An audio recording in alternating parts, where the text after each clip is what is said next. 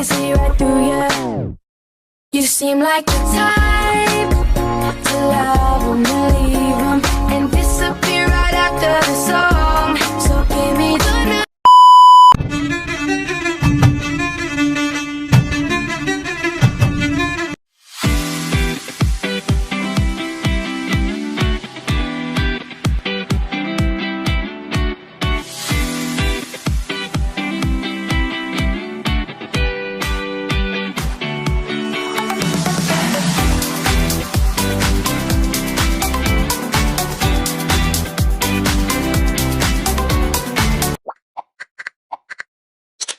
Tujuan pembelajaran dari bab 11, bab 12, dan bab 13 adalah yang pertama, memahami pentingnya pengembangan organisasi sistematis, yang kedua, menjelaskan proses dan tujuan strategi pengembangan organisasi, yang ketiga, mengenali peran dan pentingnya modal manusia dalam keberhasilan organisasi, yang keempat, memahami pentingnya pelatihan dan pemahaman bagi pengembangan modal manusia, yang kelima, menyadari bahwa pengetahuan pengelolaan strategi adalah pendekatan tingkat tinggi dalam manajemen sumber daya manusia atau SDM.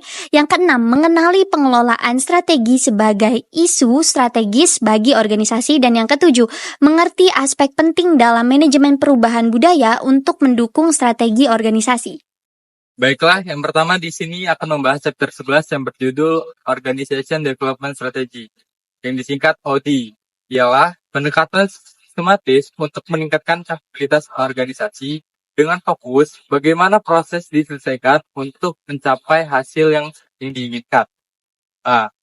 OD menurut Beer pada 1980, OD melibatkan pengumpulan data, diagnosis, perencanaan tindakan, institusi, dan evaluasi sistem secara luas.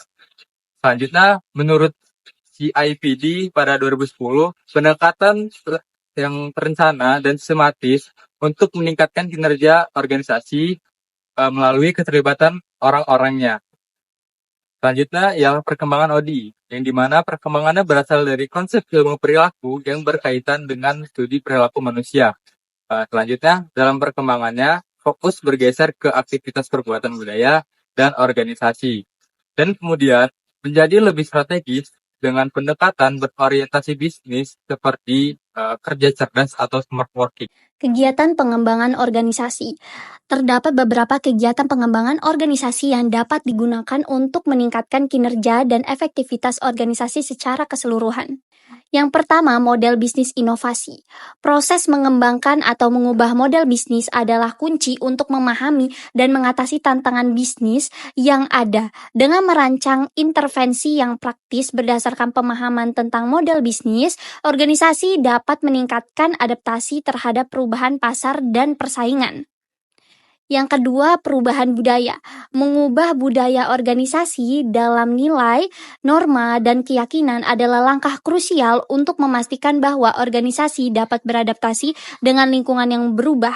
Budaya yang mendukung inovasi, keterlibatan, dan kinerja tinggi akan memperkuat kapabilitas organisasi secara keseluruhan. Yang ketiga, pengelolaan pengetahuan. Penyimpanan dan berbagi pengetahuan dalam organisasi memungkinkan pemahaman yang lebih baik tentang proses, teknik, dan operasi. Ini memungkinkan organisasi untuk belajar dari pengalaman masa lalu, mencegah duplikasi usaha, dan meningkatkan efektivitas secara keseluruhan. Yang keempat yaitu desain organisasi. Proses memutuskan struktur organisasi untuk memastikan kerja sama efektif dalam mencapai tujuan. Yang kelima yaitu membangun tim. Menggunakan teknik pelatihan keterampilan interaktif untuk meningkatkan kerjasama tim. Yang keenam yaitu yang terakhir, tingkat kinerja kerja. Mengembangkan sistem kerja, proses, praktik, dan kebijakan untuk berdampak pada kinerja organisasi. Merumuskan dan melaksanakan strategi pengembangan organisasi menurut Worley tahun 1996. Yang pertama, analisis strategis kesiapan organisasi. Evaluasi strategi organisasi dan kesiapan untuk perubahan dalam lingkungan kompetitif. Pengembangan kemampuan strategis. Meningkatkan kemampuan organisasi untuk menerapkan rencana strategis dengan cepat dan juga efektif. integrasi individu dan kelompok, memelihara fokus, strategis, meningkatkan koordinasi, dan menciptakan komitmen bersama. Perumusan strategi dan dukungan, membuat strategi, memperoleh komitmen, dan merencanakan penerapan.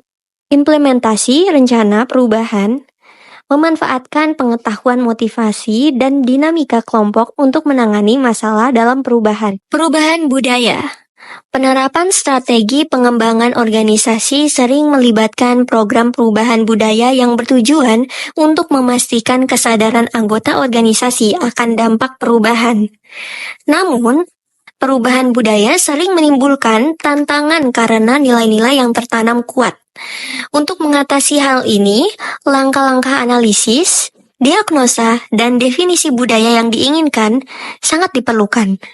Dengan pendekatan ini, organisasi dapat mengelola perubahan budaya dengan lebih efektif dan memastikan pencapaian tujuan strategisnya. Contoh studi kasus, manajemen Cisco merupakan sebuah perusahaan teknologi global yang mengelola perubahan budaya di antara 12.000 karyawan yang tersebar di 62 negara. Mereka berusaha mengubah cara pemimpin berperilaku dari yang tadinya otoriter menjadi lebih kolaboratif, serta menggunakan teknologi komunikasi virtual perusahaan secara lebih efektif. Peralihan ini juga melibatkan pemimpin dalam mengelola tim yang tersebar di seluruh dunia. Pemimpin diberi kebebasan untuk mengadaptasi perubahan sesuai dengan kebutuhan wilayah mereka, dengan syarat bahwa perubahan tersebut dapat dijalankan dan terhubung dengan baik. SDM memiliki peranan penting dalam mendukung pemimpin bisnis untuk menyesuaikan diri dengan perubahannya tersebut. Selanjutnya yaitu Human Capital Management Strategy. Manajemen sumber daya manusia atau HCM melibatkan perolehan, analisis, dan pelaporan data untuk membimbing strategi manajemen sumber daya manusia yang terkait erat dengan HRM strategis. HCM menekankan penggunaan analisis sumber daya manusia untuk mengelola karyawan sebagai aset dengan fokus pada investasi strategis melalui keterlibatan, retensi karyawan, manajemen bakat, dan pengembangan program pembelajaran. HCM menjadi jembatan antara manusia dan strategi bisnis yang didasarkan pada manajemen sumber daya manusia berbasis bukti, namun masih belum dieksplorasi sepenuhnya untuk keunggulan kompetitif. Lalu selanjutnya yaitu tujuan sumber daya manusia atau HCM. Yang pertama, mengukur dampak manusia terhadap bisnis, di mana ini merupakan salah satu tujuan utama HCM adalah untuk menentukan dampak manusia terhadap bisnis dan bagaimana kontribusinya terhadap nilai perusahaan. Lalu yang kedua, mendemonstrasikan nilai praktik pengelolaan SDM yang bertujuan untuk menunjukkan bahwa praktik pengelolaan sumber daya manusia menghasilkan nilai uang, seperti laba atas investasi yang diperoleh dari investasi pada karyawan. Lalu yang ketiga, memberikan panduan untuk masa depan, yang dimana HCM memberikan panduan tentang bagaimana sumber daya manusia dan strategi bisnis harus berjalan ke depan, mempersiapkan organisasi untuk tantangan dan perubahan di masa depan. Yang keempat, menyediakan data informatif, yang bertujuan untuk menyediakan data yang akan menginformasikan strategi manajemen sumber daya manusia dalam organisasi. Baik, yang selanjutnya adalah peran strategi manajemen sumber daya manusia. Yang pertama, peran strategi manajemen SDM. Dan strategi manajemen sumber daya manusia adalah cetak biru yang mengamankan, mengolah, dan memotivasi tenaga kerja untuk mendukung tujuan strategis organisasi. Praktik-praktik manajemen SDM harus konsisten dan saling menguatkan satu sama lain agar efektif. Yang kedua, tantangan dan peluang. Manajemen SDM menghadapi tantangan dan peluang. Organisasi harus mengenali manusia sebagai aset yang berkontribusi langsung terhadap kinerja organisasi.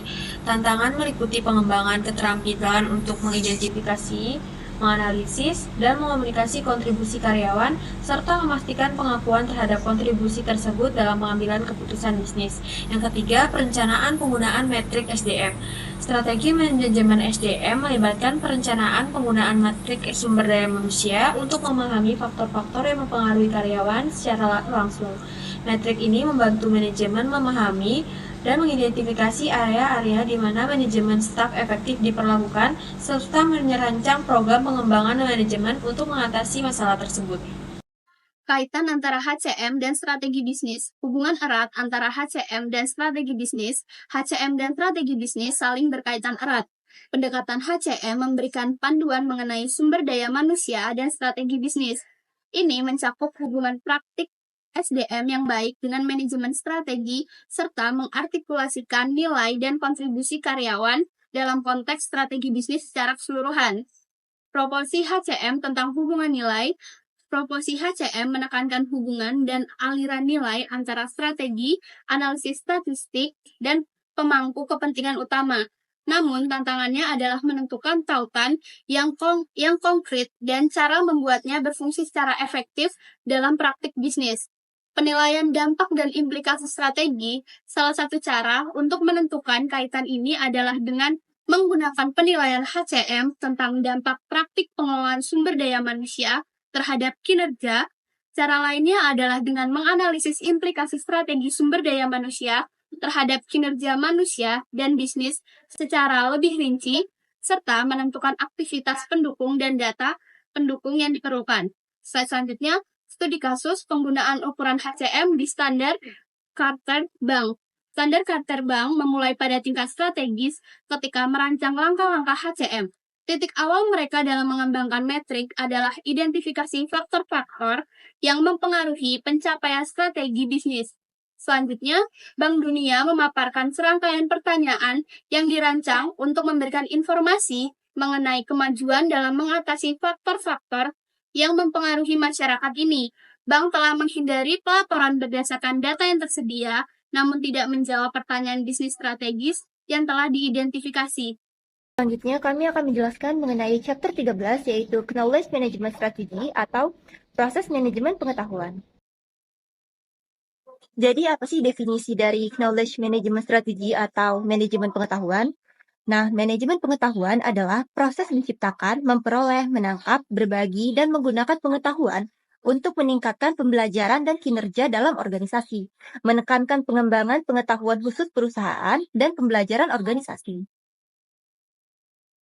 Selanjutnya, apa tujuan dari Knowledge Management Strategy atau manajemen pengetahuan? Jadi, tujuannya adalah untuk mentransfer pengetahuan dari individu yang memilikinya kepada individu yang membutuhkannya untuk meningkatkan efektivitas organisasi.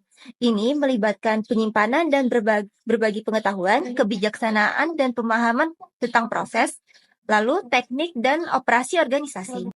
Di chapter 13 ini kita akan membahas tentang manajemen pengetahuan. Pada slide sebelumnya kita sudah mempelajari tentang definisi dan tujuan dari manajemen pengetahuan. Sekarang kita akan lanjut membahas sumber dan jenis manajemen pengetahuan di dalam suatu organisasi atau bisnis. Pertama-tama, mari kita pahami sumber dan jenis pengetahuan yang kita miliki. Manajemen pengetahuan dapat disimpan di dalam berbagai bentuk seperti bank data, presentasi, laporan, perpustakaan, dokumen kebijakan, dan manual. Manajemen pengetahuan ini dapat dipindahkan melalui sistem informasi dengan metode seperti pertemuan, lokakarya, kursus, publikasi tertulis, disket, email, dan media sosial. Lalu, mari kita bahas perbedaan antara manajemen pengetahuan eksplisit dan manajemen pengetahuan diam-diam. Manajemen pengetahuan eksplisit dapat dikodifikasi dan disimpan di dalam database, intranet perusahaan, dan portofolio kekayaan intelektual.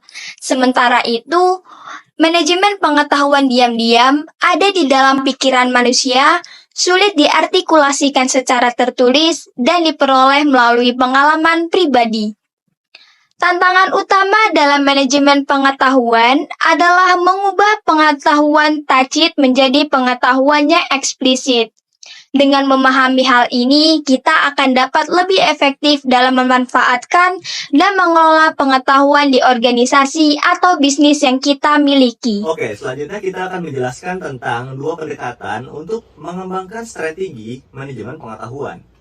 Nah, ada dua pendekatan manajemen pengetahuan yang telah diidentifikasi oleh Hansen DKK pada tahun 1999. Yang pertama itu ada strategi kodifikasi manajemen pengetahuan, dan yang kedua ada strategi personalisasi manajemen pengetahuan. Oke, yang pertama dulu ya, yang strategi kodifikasi manajemen pengetahuan. Itu pengetahuannya dikodifikasikan secara hati-hati dan disimpan dalam database yang bisa diakses oleh semua anggota organisasi. Ini menekankan pengetahuan eksplisit dan mengadopsi pendekatan orang ke dokumen. Teknologi informasi digunakan untuk manajemen database dan internet memfasilitasi akses. Pengetahuan diambil dari individu, diindependenkan, dan digunakan kembali. Yang kedua ada strategi personalisasi manajemen pengetahuan. Nah, pengetahuan terkait erat dengan individu yang mengembangkannya dan dibagikan melalui kontak langsung antar manusia. Pendekatan orang ke orang ini berkaitan dengan pengetahuan diam-diam. Pertukaran dilakukan melalui jaringan, komunikasi tatap muka, konferensi informal, komunikasi praktik, lokakarya, dan satu lawan satu. Baik, selanjutnya saya akan menjelaskan mengenai masalah manajemen pengetahuan strategis. Yang pertama, kecepatan perubahan. Dalam hal ini yaitu bagaimana strategi ini dapat memastikan bahwa proses manajemen pengetahuan mengikuti laju perubahan dan mengidentifikasi pengetahuan apa yang perlu ditangkap dan dibagikan. Jadi, dalam kecepatan perubahan ini, manajemen pengetahuan memastikan responsivitas organisasi terhadap perubahan dengan memantau lingkungan, menerapkan proses yang fleksibel, mendorong komunikasi dan kolaborasi, serta memanfaatkan teknologi untuk mengidentifikasi dengan tepat pengetahuan yang perlu ditangkap dalam pencapaian tujuan. Selanjutnya, yang kedua, mengaitkan strategi manajemen pengetahuan dengan strategi bisnis. Hansen dan rekan-rekannya pada tahun 1999 halaman 109 mengatakan bahwa pengetahuan bukan hanya tentang apa yang Anda tahu, namun cara penerapannya pada tujuan strategi merupakan unsur penting dalam daya saing. Strategi manajemen pengetahuan, suatu perusahaan harus mencerminkan strategi kompetitifnya, bagaimana ia menciptakan nilai bagi pelanggan, bagaimana nilai tersebut mendukung model ekonomi, dan bagaimana orang-orang di perusahaan memberikan hasil pada nilai dan keekonomian. Selanjutnya, yang ketiga, teknologi dan manusia. Teknologi berperan penting bagi organisasi yang menganut strategi kodifikasi. Sementara bagi yang mengikuti strategi personalisasi, teknologi informasi mendukung peran yang lebih penting dalam memfasilitasi interaksi antar individu, yang pada intinya teknologi harus mendukung komunikasi antar manusia dalam pengelolaan pengetahuan, bukan menggantikannya dan bukan hanya sebagai penyimpanan pengetahuan. Selanjutnya, yang keempat yaitu signifikasi proses serta model sosial dan budaya. Pentingnya memperhatikan proses sosial, teknologi, dan organisasi dalam penggabungan dan interaksi pengetahuan, serta pembentukan model sosial yang merupakan jaringan hubungan berharga untuk urusan sosial, termasuk kepercayaan dan budaya terbuka yang mendorong berbagi pengetahuan. Adapun kesimpulan dari ketiga bab yang telah dibahas yaitu, yang pertama, pengembangan organisasi adalah pendekatan untuk meningkatkan kemampuan organisasi secara efektif.